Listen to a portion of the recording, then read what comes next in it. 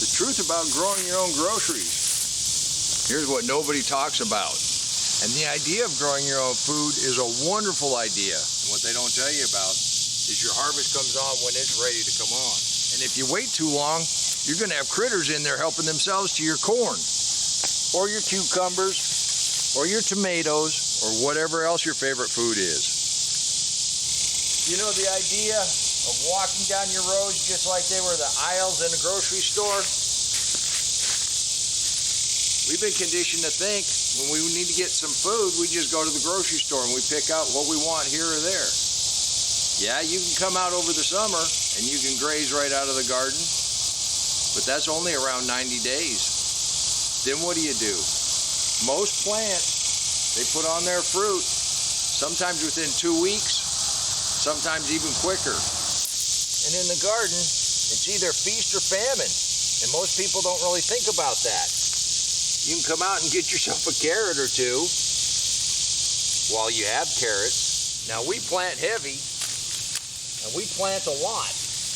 You can plan for what you want to eat, but you can't control the weather. Some years you get a ton of cucumbers, just like we're getting this year.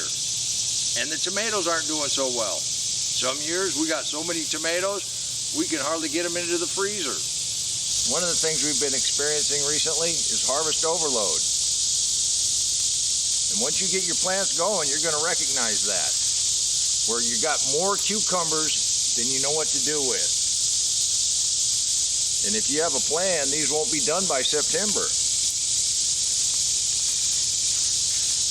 So when you're planting out your garden, you need to anticipate what you're going to do when you get such a big harvest all at one time. Some things you can eat off and on throughout the entire summer.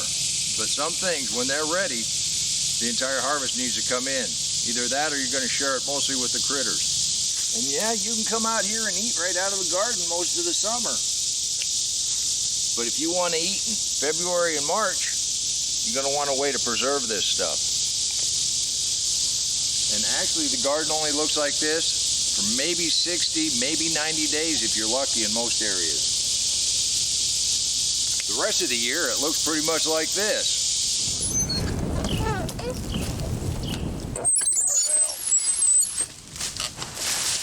I have come across a few tips and tricks that allow you to start a little sooner and go a little longer. But that just makes you more successful. The more successful you are, the more you better have a plan of what you're going to do with your harvest.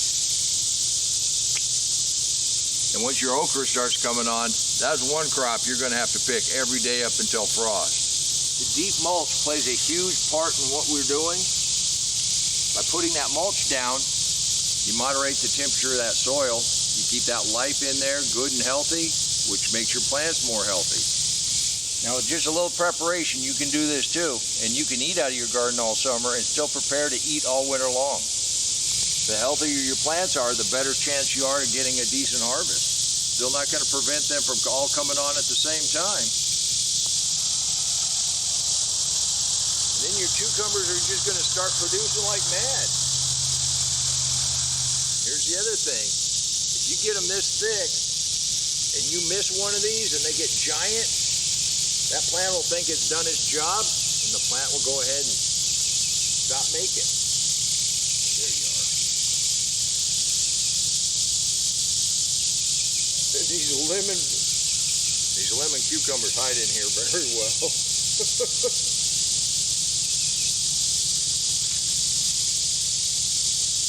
It was just 6 days ago that we succession planted another set of beets and a whole bunch more carrots. When I came out here last night, just about dark, I decided to look under here, and we've had them germinate, so you have to pull that cardboard off.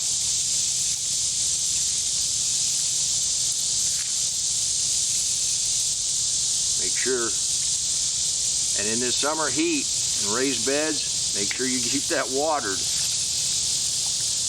Talked a lot about companion planting and succession planting. One of the reasons we succession as much as we do is we want to keep those crops going as long as we can. And at some point, the season will end for most things, and it's a good idea to have a plan on what you want to do with it. There's several ways we can preserve things. Talking about succession planting, Our first round of cucumbers have already gone. You see me picking out of the second round. Now this is our third round, and they're just now starting to vine.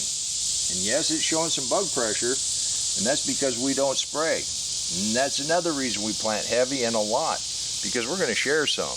Right here with the cowpeas, this is one example of something that we go ahead and let dry. We let the amaranth dry. There's several things that we let dry, and then they last for a very long time. Our sweet potatoes, which we won't dig until September, hopefully we won't have any vole damage, and we'll be able to store those inside. We'll be able to carry those on through the winter. Now, most everything else you have, you can either freeze them, you can pickle them, you can ferment them, you can dehydrate them, you can water bath them, and you can pressure can those. You can make sauces, you can make soup, you can pressure can those. And a lot of the stuff we're making isn't really what you would consider out of the grocery store. It's more like ingredients to what you're going to cook all winter long. And when our watermelons start coming on, which they're going to be coming on pretty quick, actually, I think this is a black diamond, and I think it's getting pretty close. But anyhow, the watermelons, I haven't found a really good way to save those, so we just enjoy them as they come on. Just another reason we talk about plant what you like to eat.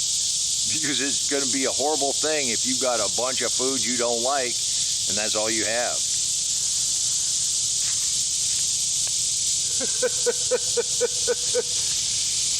And then you turn around.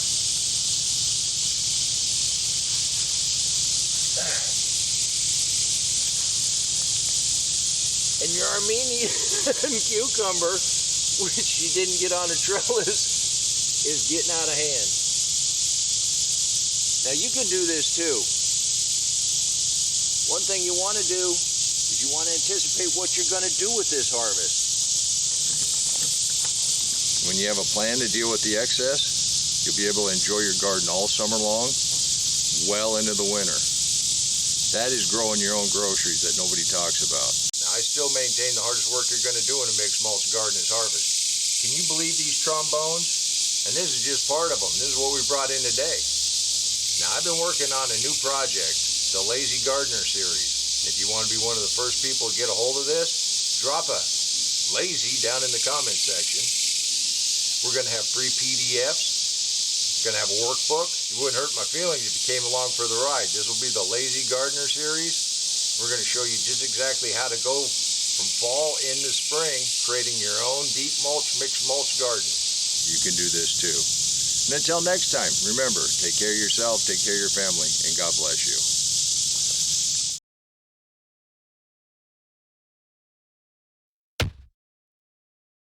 Come on, let's plant. Let's go plant garden.